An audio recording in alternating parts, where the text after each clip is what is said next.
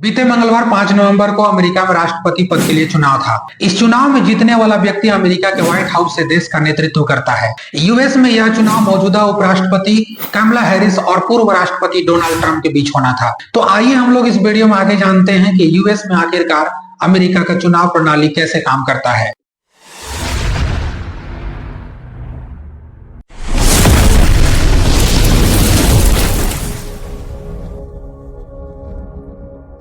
तो इसके लिए हमें जानना होगा कि आखिरकार अमेरिका में राष्ट्रपति चुनाव की प्रक्रिया कैसे होती है। मेनली तौर पर अगर देखिएगा तो अमेरिका के चुनाव को 4 चरणों में बांटा गया है, जिसमें कि चरण 1, चरण 2, चरण 3 और चरण 4 के रूप में दर्शाया गया है। और इसी प्रकार से देखें तो चारों चरणों में अलग अलग बातें बताई गई है, जिसमें कि चरण 1 में प्राइमरी और कॉकस के बारे में बताया गया है। चारों चरण को अगर हम देखना चाहें तो कुछ इस रूप में देख सकते हैं, जिसमें अगर हम देखेंगे तो चरण 1 में प्राइमरी और कॉकस के बारे में बताया गया है। प्राइमरी उसे कहेंगे जहां पर पार्टी के सदस्य चुनाव में उनका प्रतिनिधित्व करने वाले सर्वश्रेष्ठ प्रत्याशी चुनते हैं, और कॉकस हम लोग उसे कहेंगे जिसमें पार्टी के सदस्य चर्चाओं और मतदान के जरिए सर्वश्रेष्ठ उम्मीदवार चुनते हैं। अब ठीक उसके बाद अगर आइएगा तो इसी के बगल में ही जस्ट आपको चरण 2 दिखेगा, जिसमें राष्ट्रीय सम्मेलन के बारे में बताई गई है। राष्ट्रपति पद के लिए उम्मीदवार राष्ट्रपति के प्रत्याशी ही चुनते हैं, और यह भी बताया गया है कि प्रत्येक पार्टी राष्ट्रपति पद के अंतिम उम्मीदवार चुनती है। चरण 3 में क्या होता है, तो चरण 3 में आम चुनाव किया जाता है, जिसमें हर राज्य के लोग एक राष्ट्रपति और एक उपराष्ट्रपति के लिए वोट करते हैं, और लोग एक ऐसे समूह के लिए वोट करते हैं जिन्हें इलेक्टर कहा जाता है। ठीक इसके बगल में चरण 4 के बारे में बताया गया है, जिसको इलेक्टोरल कॉलेज के नाम से जानते हैं। इसको हम लोग आगे भी और वीडियो में समझेंगे। चरण 4 के इलेक्टोरल कॉलेज को जानने से पहले आपको यह जानना जरूरी है कि अमेरिका का जो संसद है उसे कांग्रेस के नाम से पुकारा जाता है। तो जब जब हम अमेरिका का कांग्रेस कहेंगे तो आप समझ जाइएगा कि यह अमेरिका के संसद के बारे में बात हो रही है। तो इलेक्टोरल कॉलेज में बताया गया है कि हर राज्य को संसद यानी कि कांग्रेस में उसके प्रतिनिधित्व के आधार पर एक निश्चित संख्या में इलेक्टर मिलते हैं। साथ ही साथ आम चुनाव के बाद इलेक्टर वोट डालता है और आधे से ज्यादा वोट पाने वाला उम्मीदवार जीत जाता है। यानी कि यूं कह लिया जाए कि जिस व्यक्ति को इलेक्टोरल वोट ज्यादा मिलेगा वही व्यक्ति राष्ट्रपति का पद पर शपथ लेता है। और भी आपको अगर समझने के लिए दिक्कत हो रहा हो तो आपको यह जानना जरूरी है कि हमारे भारत में लोकसभा जब चुनाव होती है तो लोकसभा चुनाव के तौर पर भारत में पीएम चुना जाता है, तो उसी तरीका से अमेरिका में राष्ट्रपति का चुनाव होता है। तो जब भारत का प्रधानमंत्री का जब पीएम का जब चुनाव होता है तो यहाँ सीटों की गिनती होती है। जिस तरीका से भारत में प्राइम मिनिस्टर बनने के लिए 273 सीट लानी पड़ती है, ठीक उसी प्रकार अमेरिका में जिसके पास भी इलेक्टोरल वोट ज्यादा होगा उसे ही राष्ट्रपति पद के लिए शपथ दिलाया जाएगा। अमेरिकी राष्ट्रपति चुनाव की तारीख नजदीक आ रही थी। यूएस के 50 राज्यों के नागरिकों के द्वारा आने वाले अगले 4 साल के लिए उन्हें राष्ट्रपति पद के लिए एक नेता चुनना था। जिस प्रकार भारत में प्रधानमंत्री पद के लिए लोकसभा चुनाव 5 साल का होता है, ठीक उसी प्रकार अमेरिका में राष्ट्रपति पद के लिए चुनाव 4 साल का होता है। इस 5 नवंबर को होने वाले चुनाव में मतदाताओं को अमेरिकी संसद यानी कि कांग्रेस के सदस्यों के लिए भी मतदान करना था, क्योंकि कांग्रेस सदस्य किसी भी कानून को पारित करने में अहम भूमिका निभाते हैं। जैसे कि हमने वीडियो की शुरुआत में ही बात किया कि यह जो अमेरिका में चुनाव है यह मौजूदा उपराष्ट्रपति कमला हैरिस और पूर्व राष्ट्रपति डोनाल्ड ट्रंप के बीच होना था।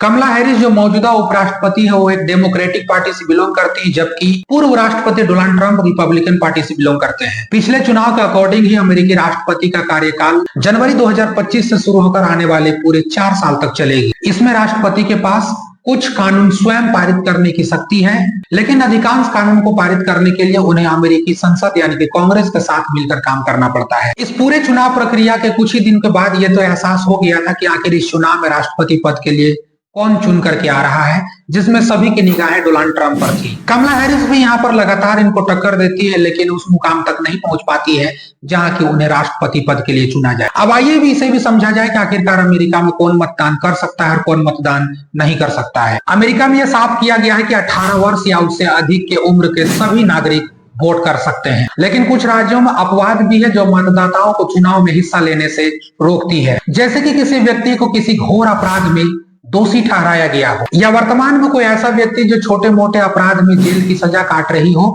तो ऐसे व्यक्तियों को भी चुनाव में वोट देने का अधिकार नहीं है। या इससे इतर कुछ राज्यों में मानसिक दिव्यांग भी हैं, वो भी इस चुनाव में वोट नहीं कर सकते हैं। तो आइए हम लोग फिर से एक बार समझने की कोशिश करते हैं कि निर्वाचन मंडल या इलेक्टोरल कॉलेज क्या है। आपको यह जानकर के हैरानी होगी कि अमेरिकी लोग सीधे तौर पर वोट नहीं देते हैं, या यूं कह लिया जाए कि अमेरिकी नागरिक सीधे तौर पर राष्ट्रपति या फिर उपराष्ट्रपति का चुनाव नहीं करते हैं। तो फिर अमेरिका में राष्ट्रपति और उपराष्ट्रपति का चुनाव कैसे होता है? अमेरिका में रहने वाले जितने भी नागरिक हैं वो निर्वाचक मंडल यानी कि इलेक्टोरल कॉलेज के सदस्यों के लिए वोट करते हैं, जो राष्ट्रपति और उपराष्ट्रपति पदों के लिए उनके द्वारा चुने गए उम्मीदवार का समर्थन करते हैं। इस प्रकार पूरे अमेरिका में 538 निर्वाचक मंडल या फिर कह लिया जाए इलेक्टोरल कॉलेज है। इस 538 इलेक्टोरल कॉलेज में जो भी उम्मीदवार 270 इलेक्टोरल कॉलेज जीतता है उसे ही राष्ट्रपति के पद के लिए चुना जाता है। इसको आसान तरीका से समझने के लिए हमें अमेरिका का पिछला चुनाव देखना चाहिए, जिसमें कि जो बाइडेन को 306 इलेक्टोरल वोट मिला था और उसके प्रतिद्वंदी रहे डोनाल्ड ट्रंप को सिर्फ 230 इलेक्टोरल वोट प्राप्त हुआ था। इस बार अमेरिका के 50 राज्यों की जनताओं को 47वें राष्ट्रपति के रूप में किसी एक चेहरा को चुनना था और 47वें राष्ट्रपति के लिए ही अमेरिका की सारी जनताओं ने वोट किया और उन्होंने फाइनली ये डिसाइड किया कि आने वाले 4 साल के लिए हमें डोनाल्ड ट्रंप ही चाहिए। ये चुनाव भी काफी रोचक रहता है। इस चुनाव का परिणाम जब निकल करके आता है तो सीधे तौर पर डोनाल्ड ट्रंप कमला हैरिस को मात देते हुए नजर आते हैं और 47वें राष्ट्रपति के रूप में वो अपना शपथ ग्रहण करने वाले हैं। इस पूरे चुनाव का जब रिजल्ट निकल कर सामने आया तो इस चुनाव में डोनाल्ड ट्रंप को 295 इलेक्टोरल वोट मिले, जबकि उनके प्रतिद्वंदी कमला हैरिस को मात्र 226 इलेक्टोरल वोट मिले और फिर से एक बार अमेरिका के राष्ट्रपति के रूप में उभरते हुए आए डोनाल्ड ट्रंप। अमेरिका में राष्ट्रपति पद के लिए चुनाव तो हो गया, पूरी जोरों शोर से बिल्कुल साफ सुथरा तरीका से चुनाव वहां कराया गया, लेकिन क्या इस चुनाव के बाद जब डोनाल्ड ट्रंप राष्ट्रपति के पद पर रहेंगे तो देखने वाली बात है कि देश दुनिया का हालात कैसे रहती है और किस तरीका से अमेरिका का भी लोकतंत्र आगे बढ़ता है। खास करके जो मिडिल ईस्ट में युद्ध चल रही है, खास करके ईरान, इजराइल, इन सारे देशों के बीच में इनके बीच में क्या मध्यस्थता होनी है, क्या इसका रिजल्ट निकल करके आएगा अमेरिका चुनाव के बाद, ये सारा चीज हम लोग को देखने के लिए मिलने वाला है। आप यदि हमारे चैनल में नए हैं तो प्लीज चैनल को सब्सक्राइब जरूर कर दीजिएगा।